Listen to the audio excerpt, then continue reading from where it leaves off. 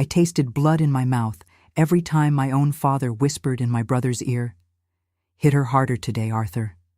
Daddy wants to see her really cry." Hi, everyone. My name is Virginia, but folks just call me Grandma Ginny. I'm 69 years old and was born in a small town in Virginia called Leesburg, which was much smaller back then than it is today. If you're watching this video, please hit that like button and subscribe to the channel. This old lady gets so happy seeing people from all across America following along.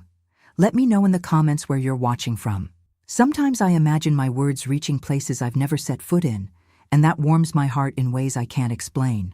Today I'm going to share a story I've kept locked in my chest for over 50 years. A story that many in my own family don't fully know because the pain was so great that the words refused to leave my mouth.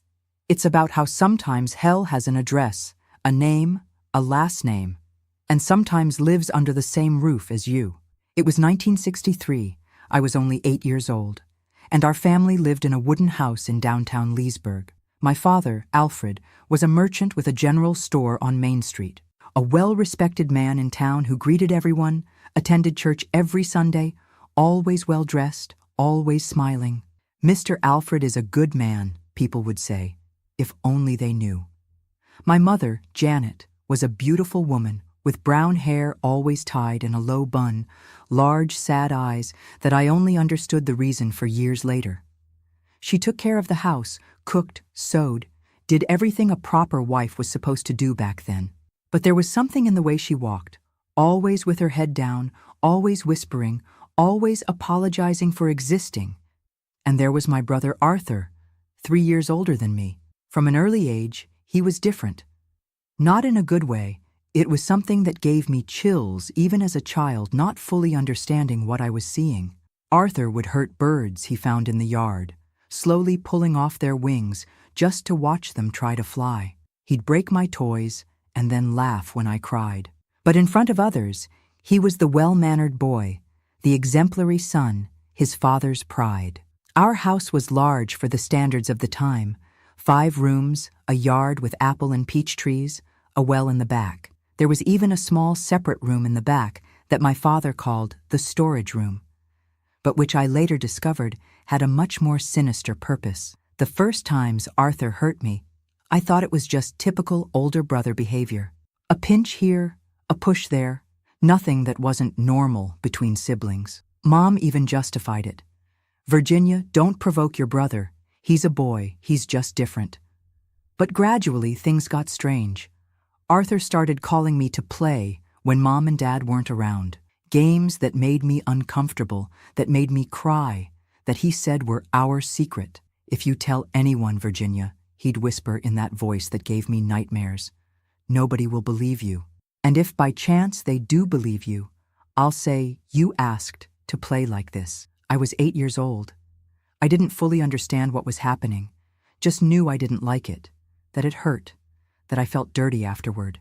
I tried telling Mom once, but the words came out jumbled, confused, and she just said it was my imagination, that Arthur was a good boy. It was on a December afternoon, Christmas Eve of 1963, that I discovered the horror in my life was much bigger than I had imagined. Dad had come home early from the store.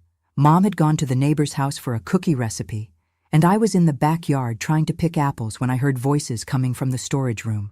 The door was ajar. I peeked in and saw Arthur inside, playing with some ropes, arranging some cloths. There was a chair in the middle of the room, and something about that scene gave me great fear. "Arthur?" I called softly. "What are you doing there?" He turned with a smile that froze my spine. "Preparing a surprise for you, little sister. Dad's orders." At that moment, I heard my father's footsteps approaching. "Is everything ready, son?" he asked, and there was an eagerness in his voice I'd never heard before. "Yes, Dad.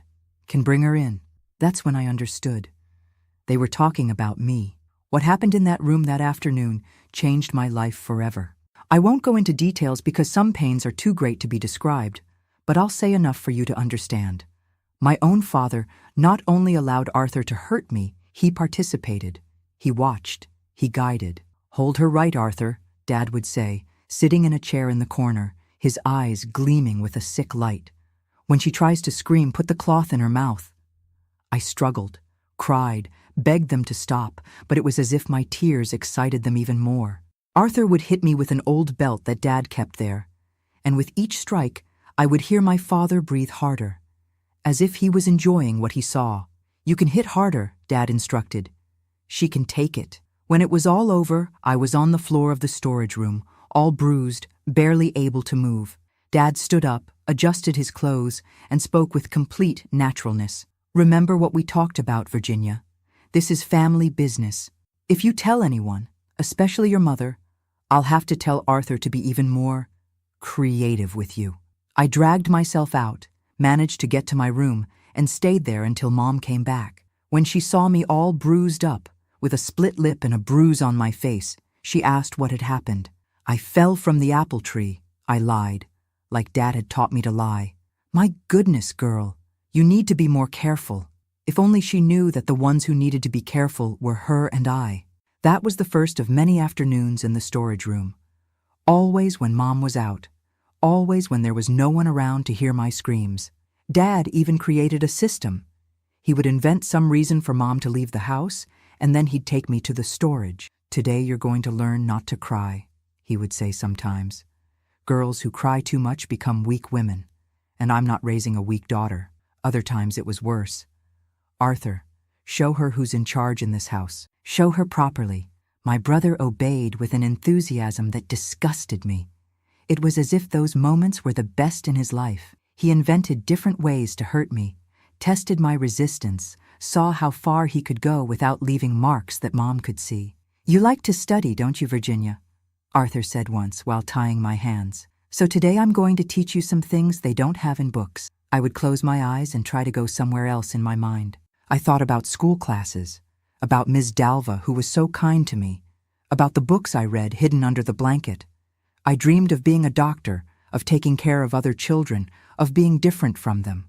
But no matter how much I tried to escape mentally, my body was there, suffering, bleeding, coming undone little by little. The worst part was that Dad didn't do this out of anger or because he was disturbed. He did it coldly, calculatedly, as if it were the most normal thing in the world. Sometimes he even smiled. "Women need to learn from an early age what their place is," he would justify to Arthur, as if giving a life lesson. "And a woman's place is always beneath a man." Arthur absorbed every word as if it were gospel. Mom began to suspect when my grades at school plummeted, when I stopped playing, when I became a quiet child who lived locked in her room. But every time she tried to talk to me, Dad would appear. "The girl is going through a difficult phase, Janet," he would say in that controlled voice. "It's normal. Leave her alone." And Mom, who was as afraid of him as I was, would bow her head and agree. I lived in that hell for 2 years.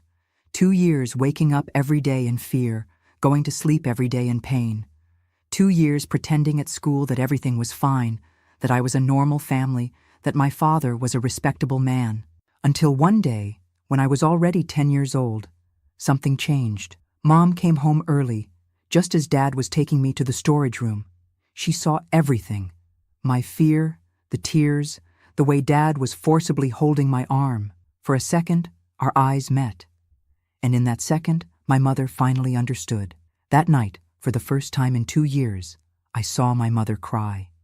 Not an ordinary cry, but the cry of someone who just discovered that the world they knew was a lie. She locked herself in my room with me, and for the first time, asked for the truth. "Virginia," she whispered, her hands trembling as she touched the bruises on my arm. "How long has this been happening?" I couldn't answer at first. The words got stuck in my throat, as if I was still afraid Dad might hear me through the walls. But the way Mom looked at me then, it was as if she had finally removed a blindfold from her eyes. "It's been a long time, Mom," I managed to whisper. "Since I was 8 years old." I saw her face crumble. She covered her mouth with her hands, trying to muffle a scream of despair. "My God, my little girl. I didn't know. I swear I didn't know." But deep down, I think she did know. She knew and was too afraid to accept the truth. The days that followed were strange. Mom started to watch me differently, as if she was seeing scars that had always been there, but that she had chosen to ignore. She noticed how I would shrink when Dad approached, how I never stayed alone with Arthur, how I always made excuses not to be at home.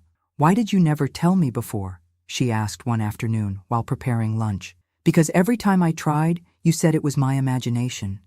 And Dad said that if I told, it would be worse for me, and for you too." Mom stopped stirring the beans and looked at me with eyes full of tears. "He threatened you with that?" I nodded. And that's when she understood the size of the trap we were living in. Dad wasn't just a violent man, he was calculating. He knew exactly how to control us, how to keep us silent. Over the following weeks, Mom started paying attention to details that had previously gone unnoticed. How Dad always found a way for her to leave the house on Thursday afternoons. How Arthur would get excited on those days, as if waiting for something special. How I always got sick or hurt on those same afternoons. "He plans everything," she mumbled one night, while applying ointment to my back where Arthur had hit me with a broomstick. "Everything is calculated." The worst thing is that Dad didn't even try to hide it anymore. Since Mom had found out, he became even more daring, as if testing how far she would endure without doing anything. "Janet," he said one morning at breakfast, "today you're going to your sister's house in Alexandria. Stay there for 3 days. I need to sort out some things here at home." Mom looked at me, then at him. "What kind of things?" "Things that are none of your business," Dad replied, his voice heavy with threat. "You're going because I'm telling you to." At that moment, I saw something in my mother's face that I had never seen before. It wasn't fear. It wasn't submission. It was anger. A cold, contained, dangerous anger. "All right, Alfred," she said, her voice strangely calm. "I'll go." But that night, she came to my room and whispered in my ear, "I won't leave you alone with them ever again. I promise." It was from there that we began to plan our escape. Mom researched, talked to trusted people, discovered that we had distant relatives in Washington, D.C. who could take us in. She began to save money in secret, selling her jewelry, her best clothes, all without Dad knowing. "When we leave here, girl," she would say as she counted the coins, "it will be to never come back." But Dad was smart. He started to suspect our hushed conversations, the way Mom looked at him during meals. One night, he caught Mom going through the drawer where he kept the money. "What are you doing, Janet?" "Nothing, Alfred. Just organizing things." He took all the money she had saved. "Household money stays with me. It always has. Have you forgotten?" That night, I heard them arguing in the bedroom. Dad spoke softly, but the tone was threatening. Mom cried, tried to explain herself. In the end, he left, slamming the door. The next morning, Mom had a black eye. "I tripped in the dark," she lied when I asked. It was during this time that Arthur also started to become more violent with me, as if he sensed that time was running out, that he needed to take advantage while he could. The meetings in the storage room became more frequent, more brutal. "Dad says you and Mom have been making plans," Arthur whispered one afternoon, while tying my hands tighter than usual. "He says you two need to learn a lesson." That afternoon was the worst of all. Arthur used things he had never used before, hurt me in ways that left me unable to walk properly for days. And Dad watched it all, making suggestions, laughing when I screamed. "Disobedient women need to learn through pain," he would say, as if teaching a class. "And mothers who don't raise their daughters right need to see their daughters suffer the consequences." When it was over, I was almost unconscious. There was blood in places I didn't even know could bleed. Arthur left me on the floor like I was a garbage bag. "Next time your mother tries to run away," Dad said, leaning down near my ear, "it will be much worse than this." I managed to crawl to my room. Mom found me hours later, passed out on the bed with a high fever. She cleaned my wounds, gave me medicine, stayed up all night watching over me. "I can't take it anymore," she whispered, thinking I was asleep. "My God, I can't take seeing my daughter suffer like this anymore." It was that night that she made a decision that would change our lives forever. The next morning, when Dad left for the store and Arthur went to school, Mom sat on my bed with an expression I had never seen before. Pure determination. "Virginia," she said, holding my hands, "we're not going to run away anymore." My heart raced. "What do you mean, Mom? Running doesn't solve anything. They'll find us, they'll bring us back, and then it will be even worse." I felt total despair taking over me. "So we're going to have to stay here forever? We're going to have to endure this forever? Mom shook her head, and for the first time in years, I saw a smile on her face. But it wasn't a happy smile. It was a cold, dangerous smile. No, girl. We're not going to run away because we won't need to. They're the ones who are going to leave our lives. Forever. I didn't understand at the time what she meant. I only understood 3 days later, when she called me for a conversation that changed everything. Virginia, do you trust Mom? Yes. Then listen carefully to what I'm going to tell you. We're going to get rid of them. Both of them. But I need your help. That's how the boldest plan that 2 desperate women ever devised began. A plan that would either give us freedom or destroy us completely. Mom's plan was so simple, it was brilliant, and so dangerous that if it went wrong, we'd probably be dead before dawn. Virginia, she whispered, checking for the 3rd time if the door was well closed. You know your father keeps money in the safe at the store, right? I nodded. Everyone in town knew that Dad was suspicious of banks, that he preferred to keep the money at home. And you also know that he and Arthur are going to Alexandria next Friday to pick up new merchandise, right? They'll be gone all night. This was also true. Once a month, they made this trip to restock the store. They always came back Saturday morning, tired and hungover, because they took the opportunity to drink in the capital. So, daughter, Mom continued, her eyes shining with a determination that both scared me and gave me hope at the same time. It's this Friday that we're going to act. What she was planning was at once the bravest and scariest thing I had ever heard. Mom had discovered that Dad kept almost all the family's money hidden in a metal box behind the counter at the store. Money that he said was for emergencies, but that he actually used to buy our silence and our submission. We're going to take all the money, Virginia, every cent, and when they come back on Saturday, they won't find either us or anything that proves we existed. But the plan wasn't just to steal the money and run. It was much more elaborate than that. Your father is a proud man, Mom explained, while drawing the layout of the store on a piece of paper. If we simply disappear with the money, he'll know it was us. He'll look for us to the ends of the earth. Then she told me the boldest part of the plan. We were going to make it look like the store had been robbed. We would break the front door, mess everything up, scatter merchandise on the floor as if thieves had broken in and taken not only the money, but also us too. Like we were kidnapped? I asked, trying to understand. Exactly. They'll think we were taken along with the money, that we're probably dead somewhere. The coldness in her voice when she said this gave me chills. But at the same time, I understood the brilliance of the idea. If everyone thought we were dead, no one would look for us. We could start a new life somewhere else, without fear of being found. For the next 5 days, Mom planned every detail. She studied the street schedules, discreetly talked to neighbors to find out who would be home Friday night, even discovered which bus we could take to leave town without being seen. The secret, she said in one of those conversations, is to leave no loose ends. It has to seem real in every detail. Mom got a key to the store. She knew where Dad hid the spare. She planned exactly which products to scatter on the floor, which shelves to knock down, even where to leave a few drops of her own blood to make it look like there had been a struggle. Our blood? I asked, scared. Just a few drops, daughter. On the door, on the counter. To make it look like we tried to resist. The hardest part of the plan was psychological. We had to pretend normalcy during those 5 days, act as if nothing had changed, as if we were still the same submissive women as always. Dad didn't suspect anything. He continued with his cruel routine, taking me to the storage room whenever Mom went out, beating her when contradicted, treating us like his personal property. When I get back from Alexandria, he said on Thursday, I want you two to have cleaned the whole house. It's looking like a pigsty. Yes, Alfred, Mom replied, lowering her head as she always did. But this time, when he wasn't looking, she winked at me. Arthur was also excited about the trip. I'm going to buy some special things for you, little sister, he whispered in my ear at dinner time. Things that will make our meetings even more interesting. I felt like throwing up, but I just smiled and nodded. Because I knew there wouldn't be any more meetings. There wouldn't be anything else. On Friday morning, they left early. Dad kissed Mom on the cheek, that fake little kiss he gave when he went on a trip. Arthur made a point of squeezing my hand harder than necessary when saying goodbye. See you tomorrow, girls, Dad shouted from the car.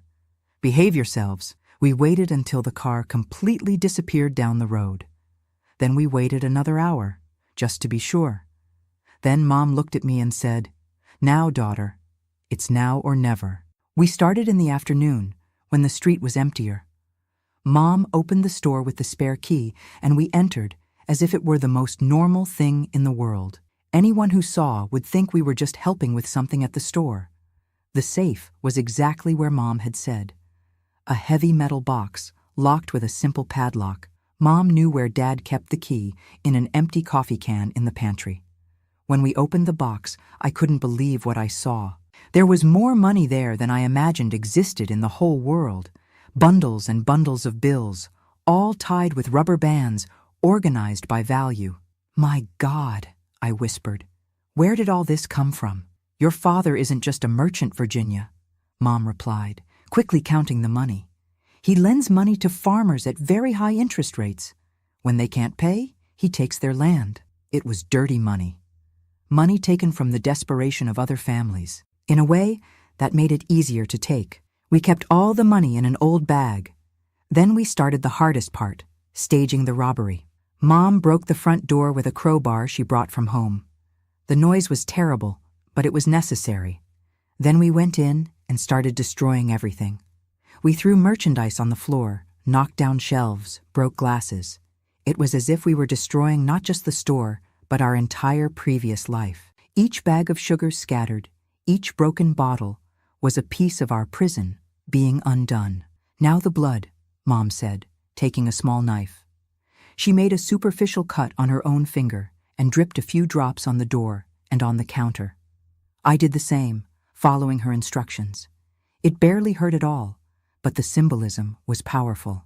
"Done," she said, looking at the result. "Now let's go home, pack our things." We took only the essentials. 2 changes of clothes each, some important documents, and the money. It all fit in a small suitcase. Before leaving, Mom did one last thing that deeply marked me. She went into the storage room, that cursed place where I had suffered so much, and set fire to a pile of dry straw that was there.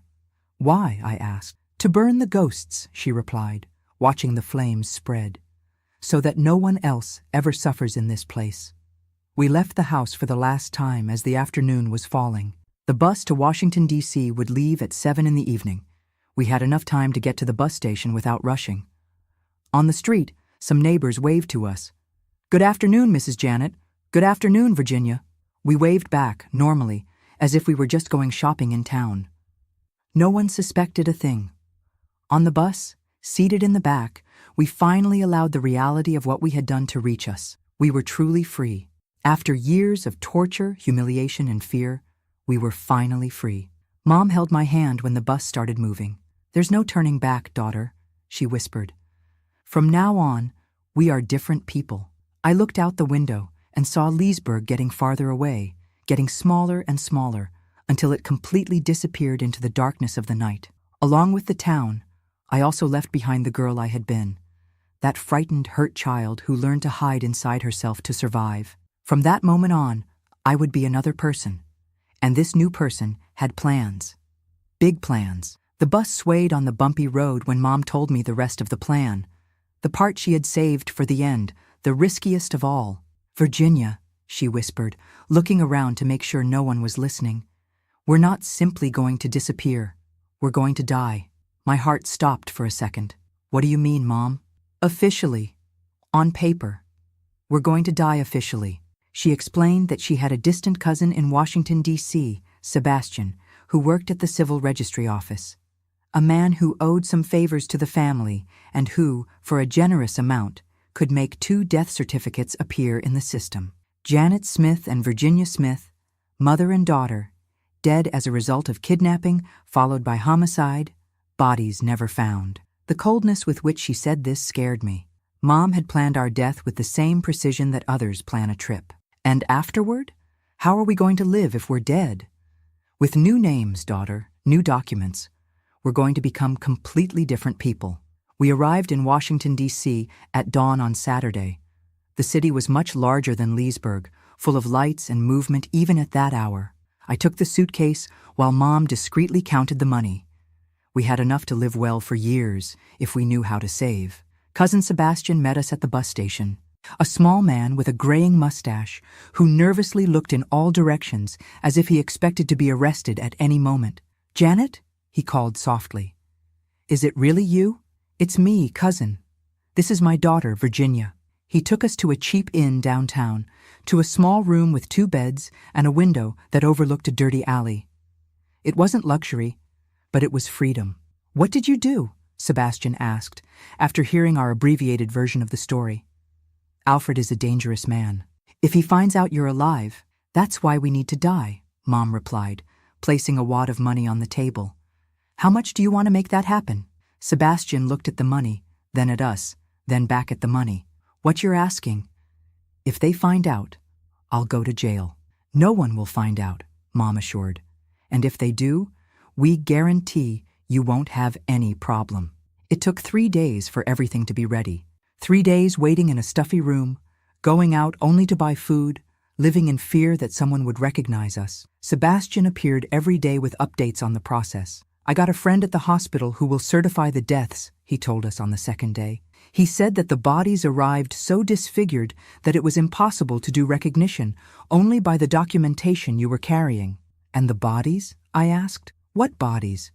"You were cremated for sanitary reasons." On Wednesday, Sebastian brought the new documents. Mom was now called Mary Conception Smith. I became Anne Beatrice Smith, orphan sisters who had come from the countryside looking for work. "And our previous story?" I asked, holding my new identity card. "Never existed," Sebastian replied. "Janet and Virginia Smith died last Saturday. You are different people now." It was strange to look at that document and see a name that wasn't mine, but at the same time, it was liberating. Anne Beatrice didn't have a monster father or an abusive brother. Anne Beatrice was a blank page. We moved to a different neighborhood, rented a simple little house with 2 bedrooms and a small yard. Mom got a job at a clothing factory. I enrolled in a public school nearby. "From now on," she said on our first night in the new house, "it's just the 2 of us against the world, and we're going to win." The adaptation wasn't easy. We would wake up in the middle of the night with nightmares, thinking that Dad and Arthur had found us.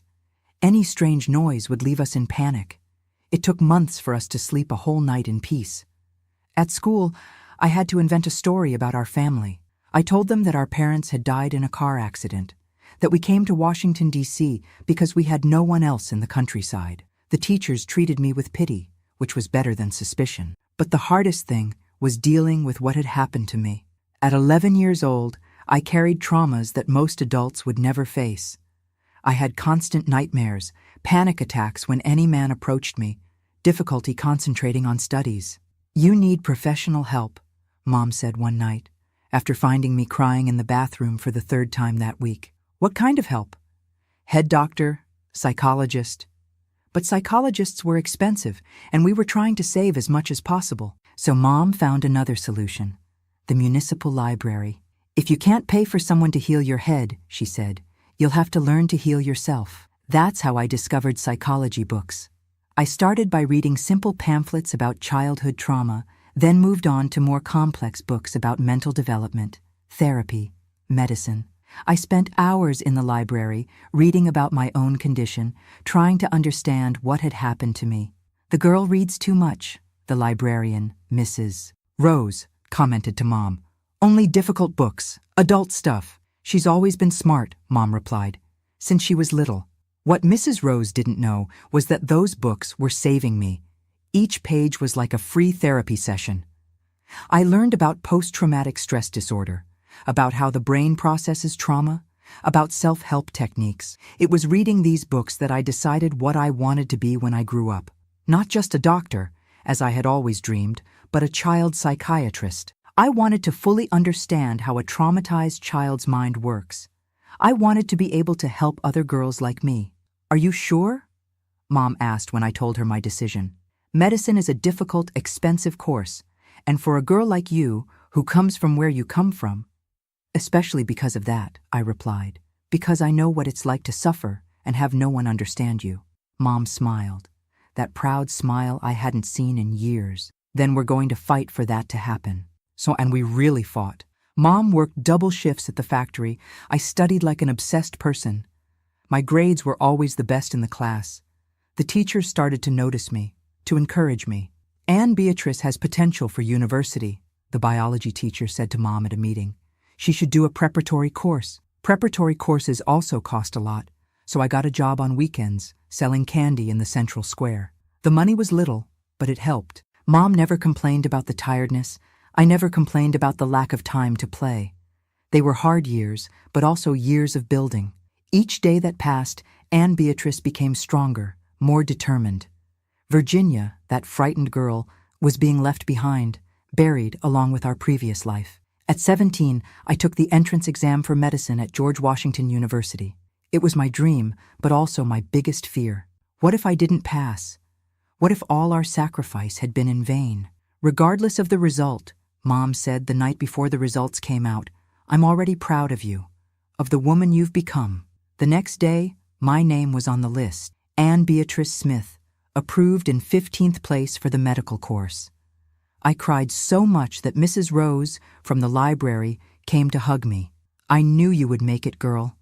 From the first day I saw you here, I knew you were special. Mom cried even more than I did. But they were tears of joy, of relief, of victory. We had made it. Against all odds, we had made it. That night, alone at home, Mom told me something that changed everything. You know that money we took from your father? I know. I found out where it came from. I talked to people who knew him in Leesburg. She told me that Dad didn't just lend money to farmers. He financed other things too, things that involved children, other men like Arthur. Our house was just one of the stops in a much larger network of horror. So the money we're using for your education, Mom said, is money he earned destroying other families like ours. I understood the symbolic weight of that. I was using money from my tormentor to become someone who would protect other children. It was poetic justice in its purest form. I don't feel guilty, I said. I feel like it's the right destination for that money. Mom nodded. Me too. And that's how, at 18, I entered medical school carrying not only my dreams, but also a mission. I was going to graduate not just for myself, but for all the children who suffered like I did. I still didn't know all the difficulties that awaited me. I still had no idea how many times I would want to give up, how many nights I would spend studying until dawn, how many times I would fail before I managed to graduate. But I knew one thing. No matter how long it took, no matter how many obstacles appeared, I would succeed.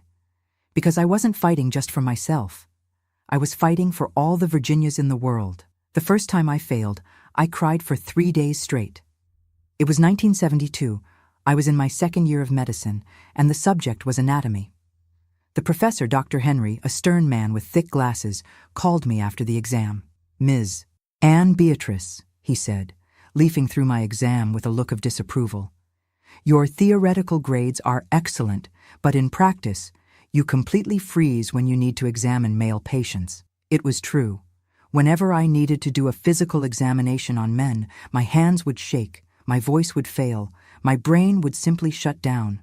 The professors thought it was shyness of a country girl. They didn't imagine that each touch, each proximity to a male body, transported me back to that cursed storage room.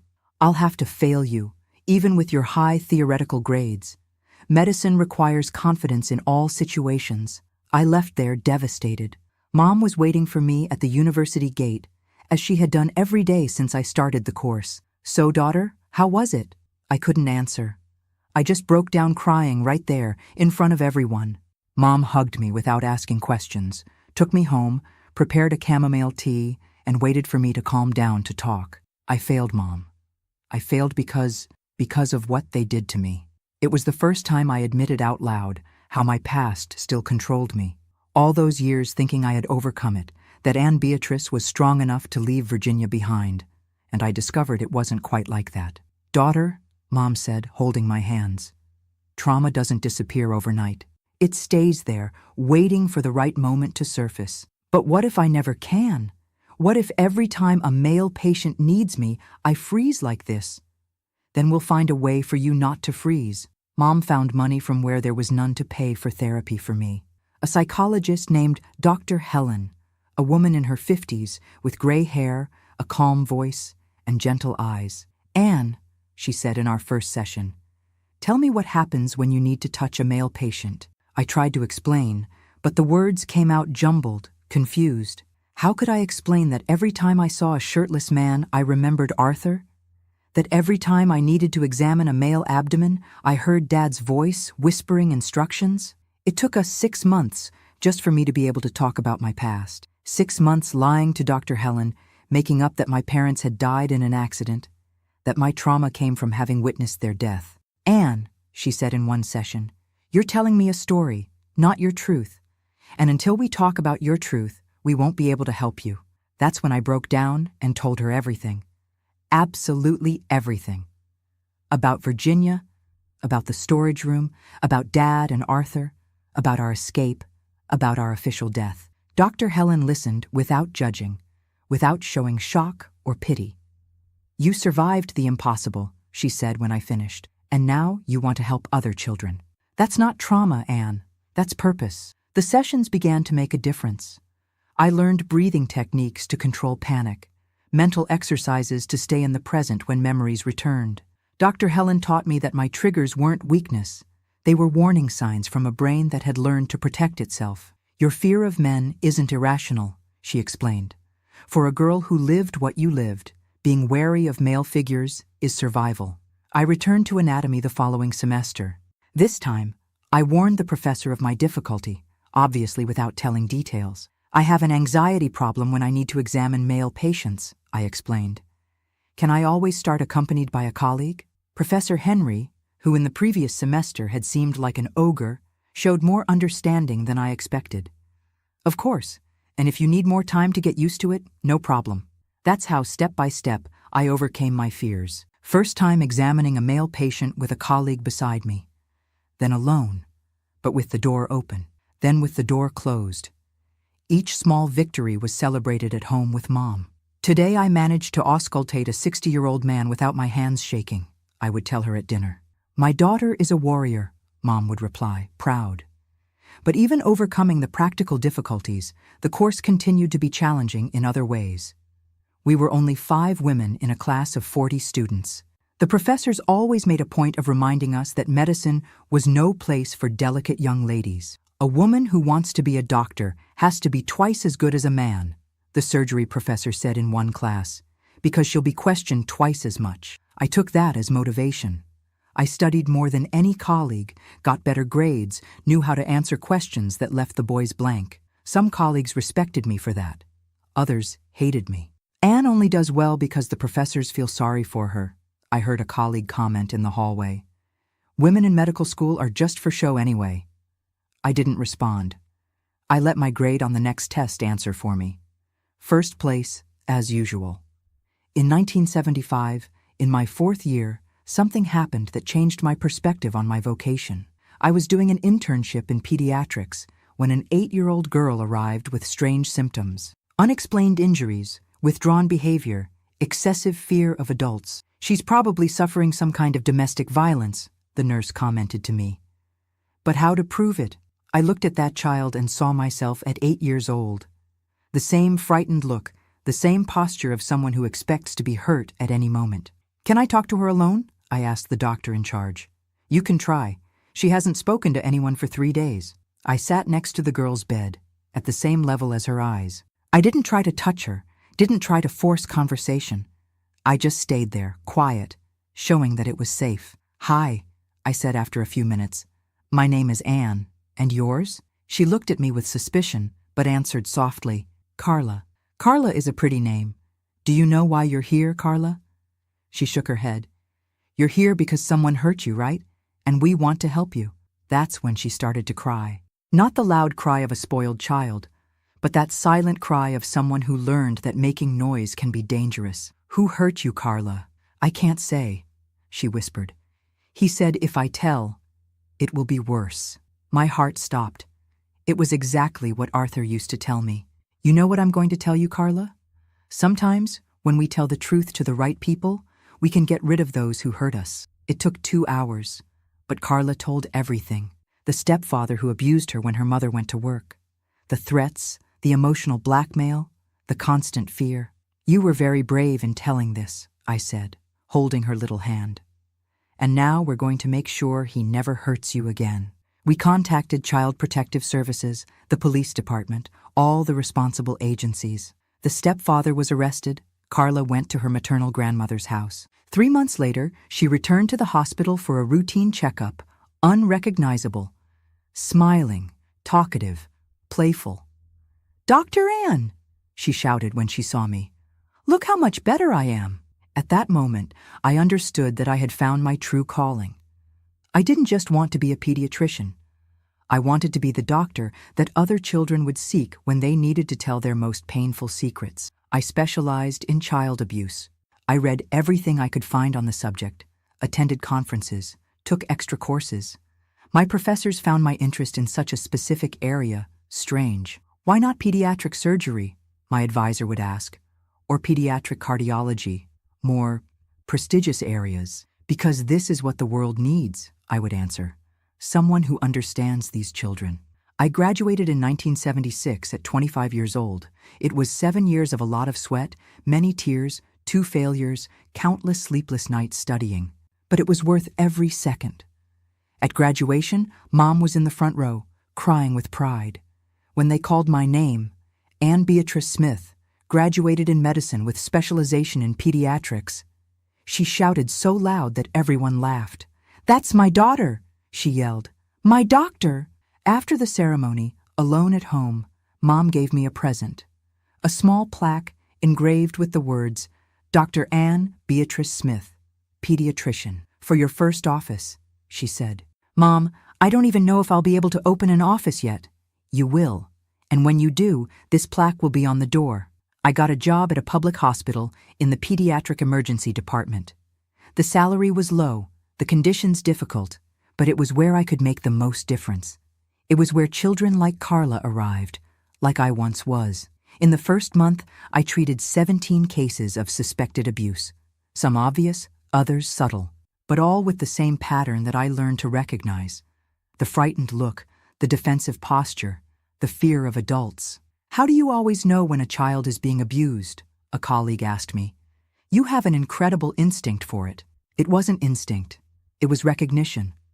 A survivor recognizing other survivors. At 30 in 1981, I finally opened my own office. A small space, but welcoming, specially decorated for children to feel safe. The plaque Mom gave me was on the door, exactly as she had predicted. My specialty became known in the city. Other doctors began to refer difficult cases to me, children who wouldn't talk to anyone, complex situations of domestic violence. "Dr. Ann has a special way with these children," they would say. They trust her. Of course they trusted me. I understood what they were going through because I had gone through the same thing. I spoke their language, recognized their fears, knew exactly what words to use to make them feel safe. Each child I helped was a small revenge against Dad and Arthur. Each family I saved was a victory over the system that tried to destroy me. I transformed my pain into purpose, my trauma into a healing tool. And Mom was always there, supporting me, encouraging me, reminding me where we came from and how much we had already achieved. "You've saved more than 1,000 children over these years," she said on my 40th birthday. 1,000 children who won't go through what we went through. We saved them, Mom, the two of us together, because that's how it really was. Each of my achievements was ours. Each life I transformed carried the strength she gave me when I needed it most.